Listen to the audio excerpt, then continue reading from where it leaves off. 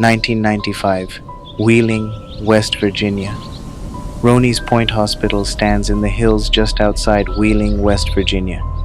Built in the 1930s, it was originally a tuberculosis sanitarium, a place where patients were sent to waste away in isolation, far from society.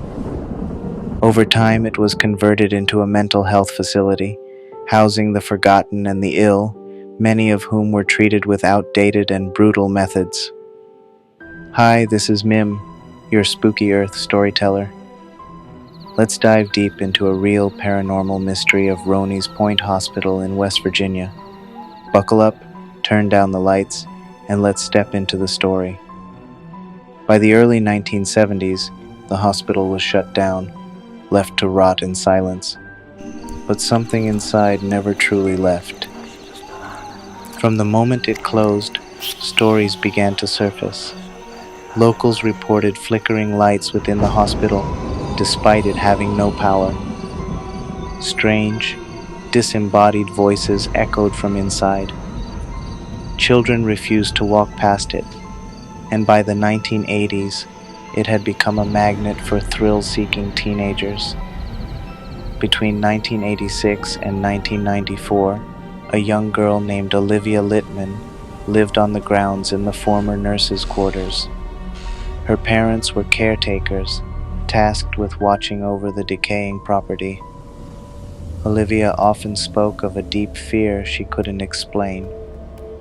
She avoided walking near the hospital, and on several occasions, she and her family saw lights switch on in the building, even though the electricity had been cut years earlier.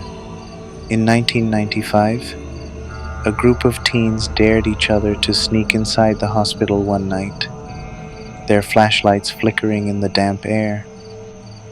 What started as a game quickly shifted. One of the boys was sent alone down the East Wing, the area once used for the terminally ill. Minutes passed. Then came a scream. When they found him, he was on the floor shaking and unable to speak. He never told anyone what he saw. Not that night. Not ever again. His family removed him from school, and he was later treated for severe trauma. Roney's Point became known as more than just an abandoned building. Hikers, explorers, and even paranormal investigators all reported the same things: sudden cold spots, distant humming, footsteps in the halls, and a woman's voice, soft, soothing, and chilling. Some believe it's the spirit of a former nurse who stayed behind after death. Others think it's the collective pain of hundreds who died in fear and loneliness. Today, the hospital is sealed off, crumbling slowly into the earth. But the stories remain, the fear remains, and for those who have dared to enter, something else remains too, etched into their memory, impossible to forget.